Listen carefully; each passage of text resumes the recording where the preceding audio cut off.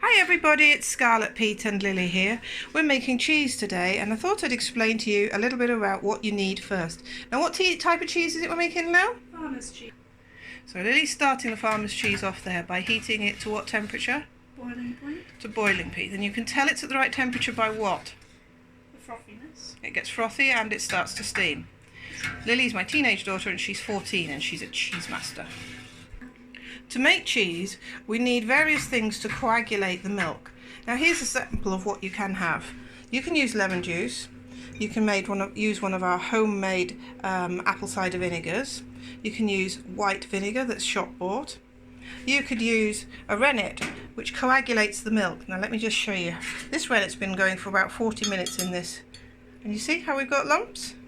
So that's called a clean cut, just if you want to know the terminology.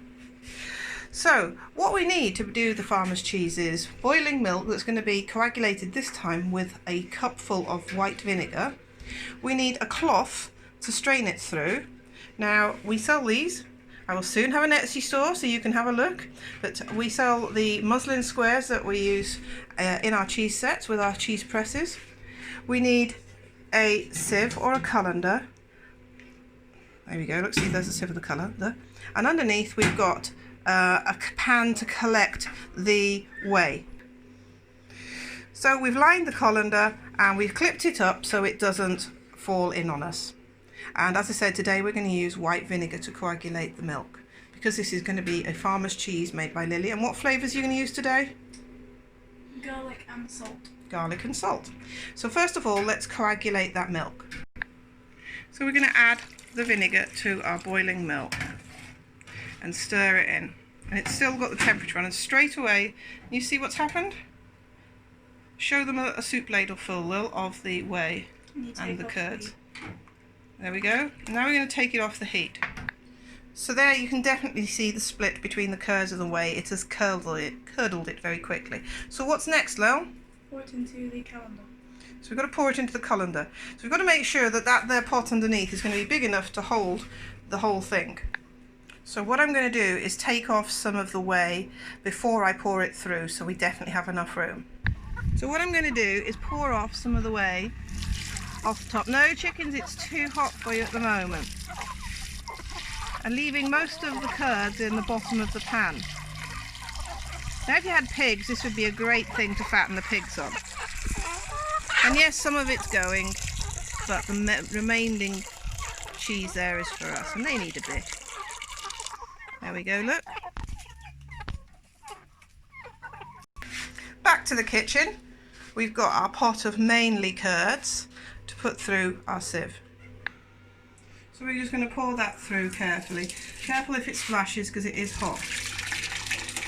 And if you've turned it out for chickens like I did, make sure the chickens don't jump in the pan and nick any or contaminate it with dirt or dust. So we've got a bit of sticking at the bottom, but not much. We'll scrape that out now. And that's how the curds should look. Now here's a bit of a tip for you. Before that pan cooks on the dirty pan, that is, this one. Before that cooks on the whey, let's get it washed out quick, and then it's easier to wash. So let's put it to soak. So, as I say, cleanliness is next to dairiness, so now we have a nice clean pan ready to use. So that's mostly dripped. A little bit of dripping going on there, and I put this little pot under there to keep the colander out of the whey, which is a really handy tip. So what I'm going to do now is just get rid of that remainder of the whey for the chickens. So now we have a nice ball of curds, and Lily is going to rinse them because farmer's cheese needs that rinsed clean. Nice clean hands, and just washing the curds.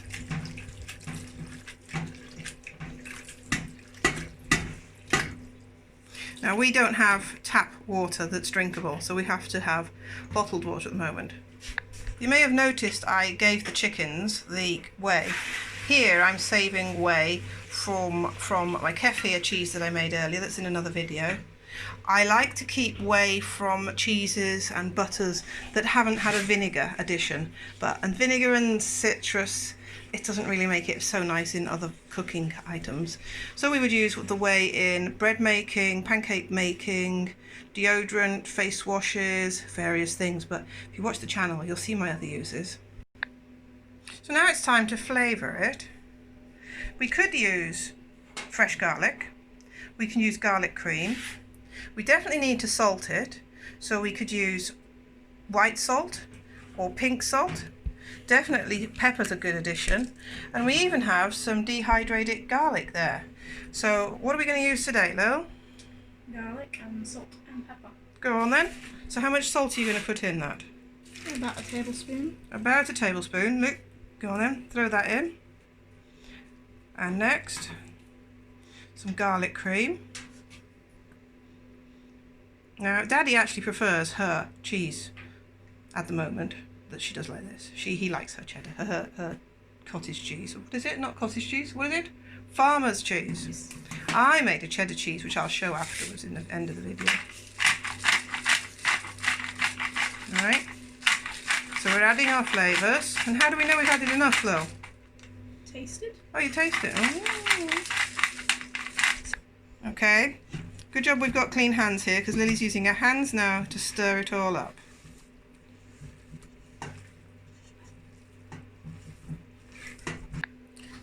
We've both tasted it and it tastes really yummy already. The next thing we need to do is put it into a shaper, a former. We can use a cheese press, not a cheese press, what are they, cheese moulds, or we can use the bag itself just to tie it up in, which Lily often does, or we can use a nice shaped colander to do it in. So today we've chosen to make it in this. So how are we going to do that, Lil? Pick it up. Now at this stage you could just tie it in that ball and hang it, couldn't you, like that, Lil, which is what she often does. She's going to press out some of the way.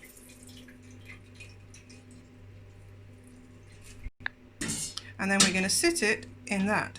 And we're going to try and make it go to that shape. So just press it out in there a little bit like that. Yes, Lil? Mm-hmm. So we get a nice shape. And here's one we made earlier. And you see it gets a nice shape. It's a nice crumbly texture. This one's not quite so pressed and hard as that one's going to be. So there we have it, gently pressed to shape in its colander, and it will drip. Now if you've got a piece of wood or something that will fit on the top, you would cover it nicely like this. And you put your weight, yes, a little gentle weight on the top there. Or we can just let time take its time and it'll drip through, and we won't have such a hard cheese, but it'll be a beautiful garlicky, creamy taste and flavour. Now Lily was just saying to me, what was that you were saying, Lil? If you don't press it, you can use it as cottage cheese. One of my favourite recipes for cottage cheese is the cottage cheese crumbles, and then you add in some chopped up onions, some garlic, some sauerkraut cream, and mix it up. Oh, it's really yummy. So I thought I'd just share with you some of my cheeses. Look, see, those are my cheddars. They're coming along nicely, aging. So Lily was just saying to me, that needs to hang for 1 hour if you just want it soft and squidgy, Yes. or a whole day if you want it a bit harder. So thanks ever so much for watching. Check out my next video that I'm going to be shooting, which is on making these lovely cheddars here. See you soon. Like, subscribe and share. Go on, be a devil. Comment so I know you're there. Bye.